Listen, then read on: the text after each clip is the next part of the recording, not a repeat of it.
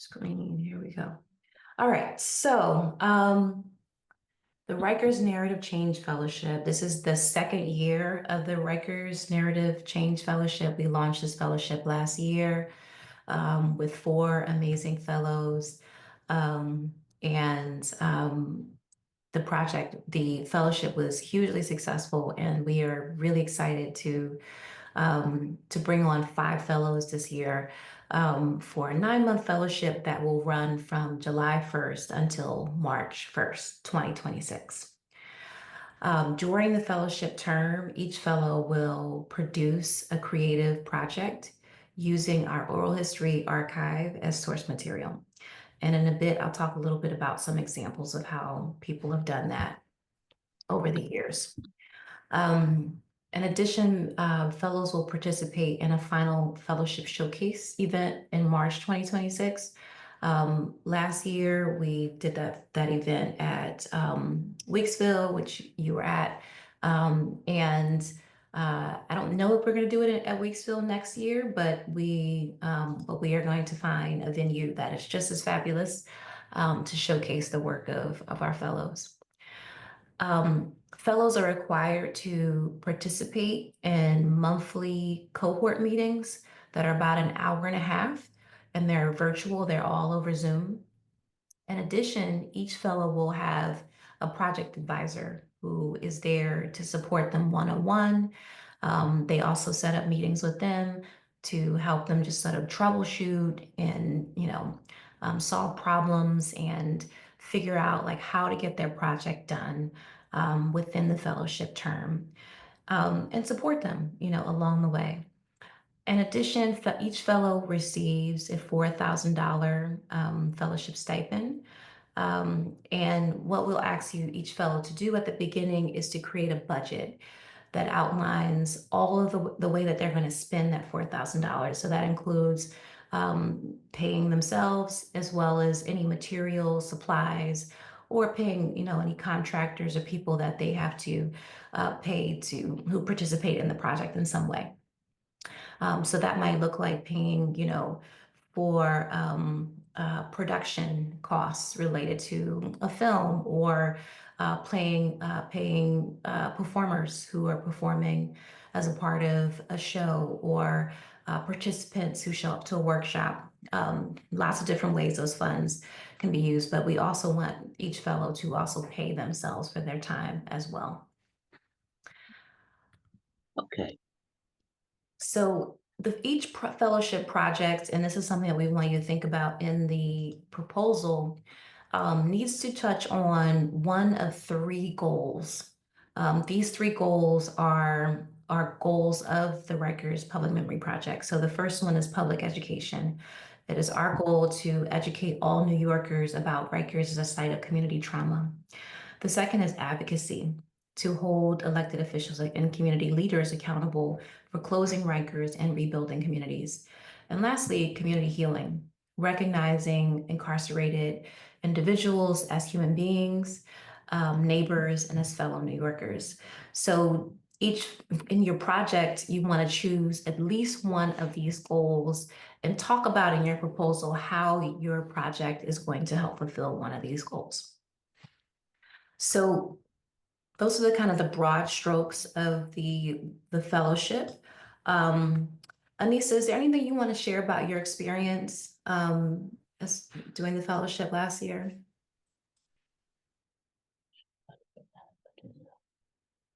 Oh, you're muted. I was like, but I'm muted. But yeah, so I want to say that it was really enriching to really be able to work with community members and people who also had experiences similar to mine. But what I really got the most out of was Regina, right? Really being there, like at every turn. Do you need assistance? How can I support you? Like every step of the way, I knew I had somebody other than those who I was working directly with to support me through it. Knowing that, that production can really be expensive. but it was something that I wanted to do because I felt like if we did the videos instead of anything else, it wouldn't have actually landed and it wouldn't have opened this door for people to be educated about the real impact of incarceration and solitary confinement and the experiences that women have to go through. I really enjoyed like just working with the production team after the videos were shot, right? Looking at it piece by piece, making sure that everything was where we needed it to be, and then sending it to Regina for her to say, we missed this, we missed that, go back and do this, go back and do that. And it really was helpful until we got a really good finished product.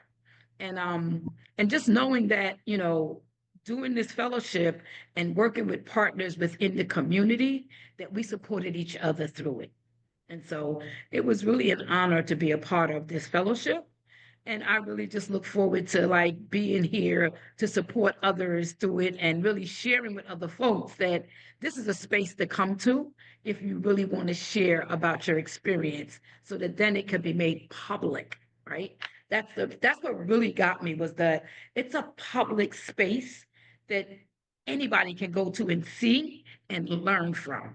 And so yeah, so I think the fellowship for me was one that just gave me a lot of insight and energy to like tell these stories and have people tell their stories and really get people who've never even thought about probably people in Rikers, but happen to come across the website and see and hear the truth about what transpires in a place like Rikers. Okay. Awesome. Thank you, Anissa. Andrea, you want to talk about how to access the oral history archive? Yeah, absolutely. So just give me one moment to set up my screen.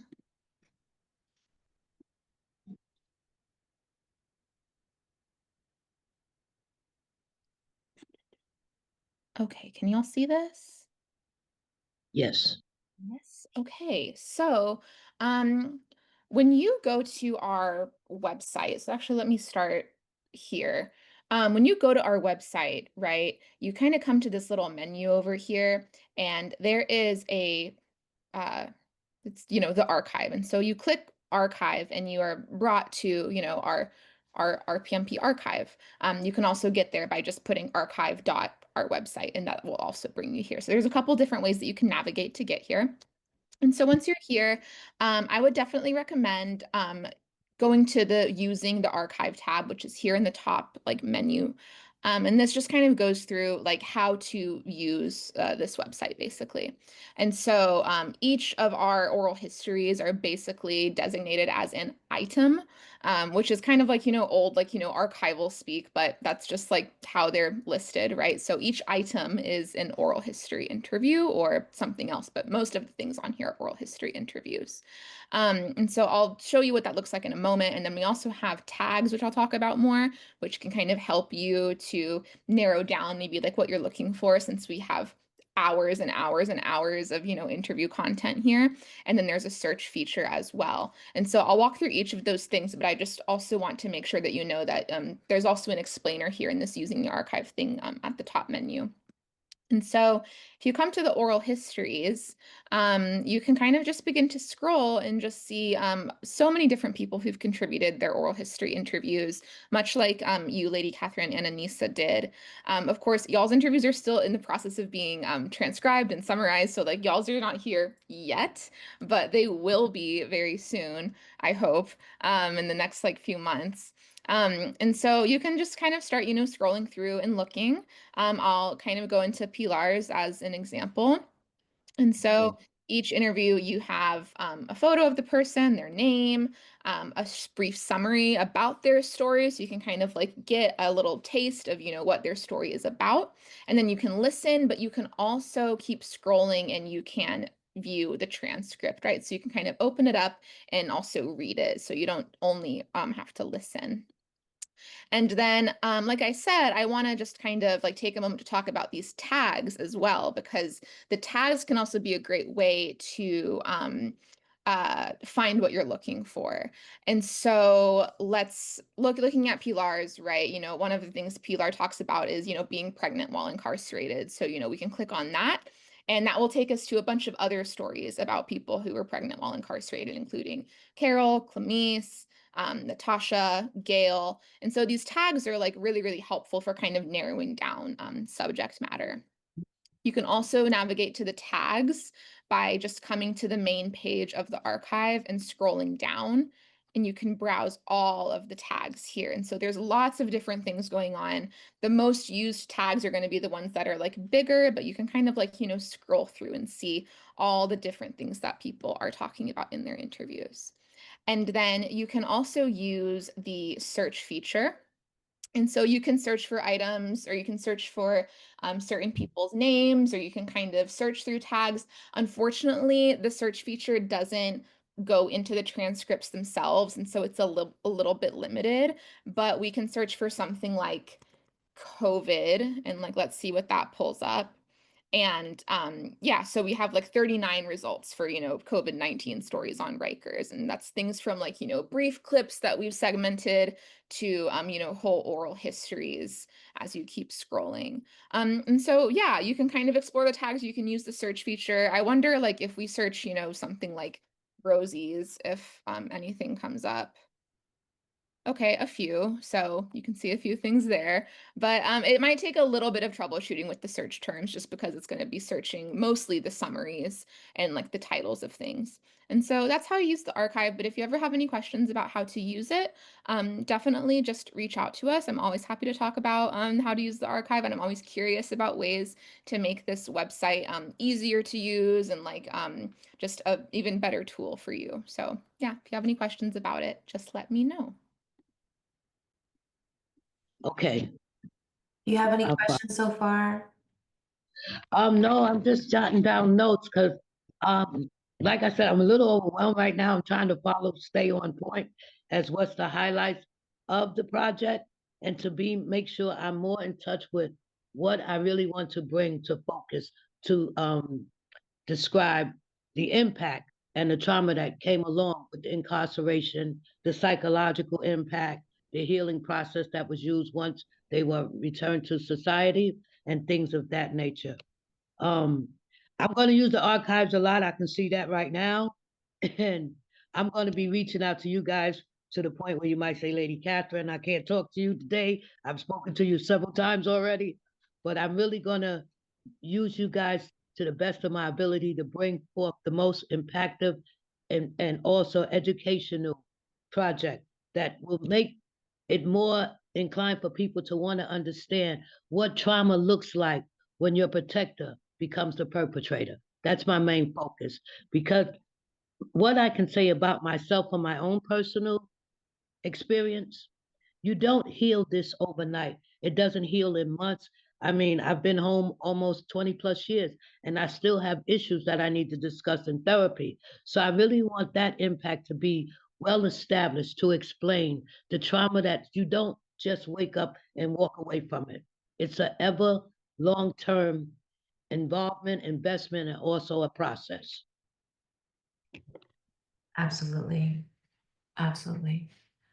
Yeah, that sounds really powerful. I think one thing I wanted to note is like we say that you need to use the oral histories as source material, and that can take a lot of different forms.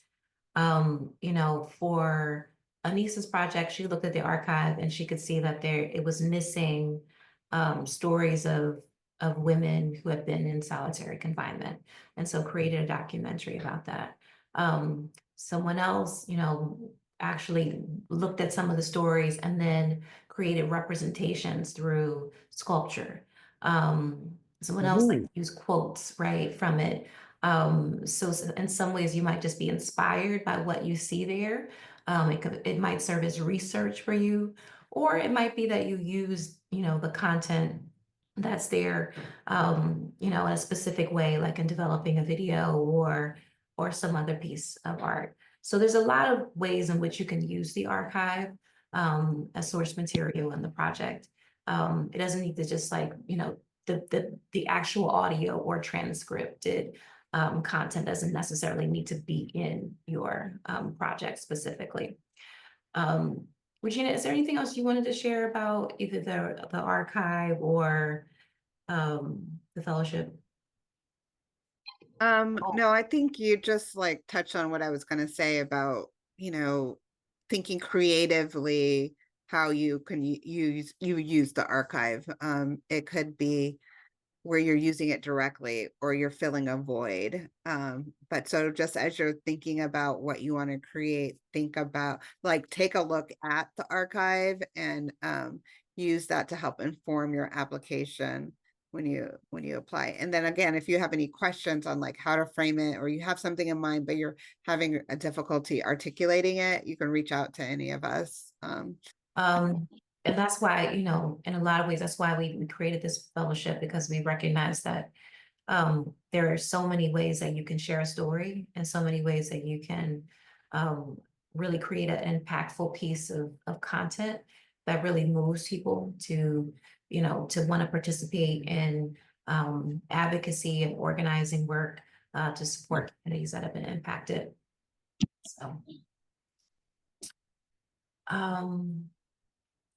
So a couple more things I will share just about the application process. So the applications deadline is May 30th. And I'm going to show you on the website. So if you go to Rikers Memory Project.org fellowship, we'll put the link in the chat, but these are the application instructions that you'll find. So, I mean, all the information that I shared with you is on this page. And then if you scroll down, you'll see the application instructions. And 3 sections to the application. The first is, contact information. The second is we want you to submit a brief description of your project idea. And we recognize that, like, over the 9-month process, you're going to, be figuring out what your project is as you go. I think a lot of people came in with one idea, one sort of, proposal for what they wanted to do. And then once you start to work on it, you start to have to make adjustments, and that's totally fine.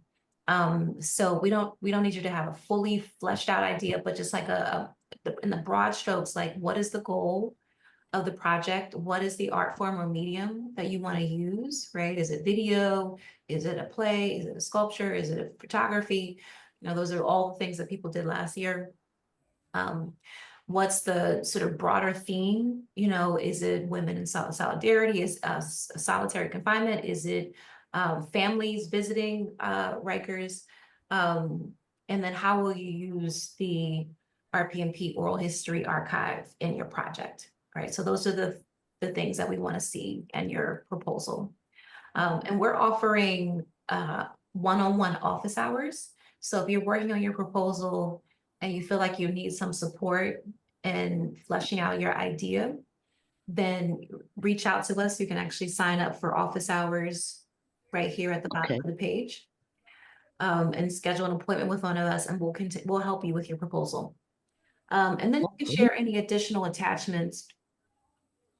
And so if you have sketches or a brainstorming document or examples of other work that you've done, you can add those things, and that will help us to see what it is that you're trying to create. Your resume that shows, you have a background in this particular thing that you're working on, so that we know that you have the skills to be able to do it as well. So, so that's the application due on May 30th. Definitely encourage you to sign up for office hours if you need additional support to get it done. And yeah,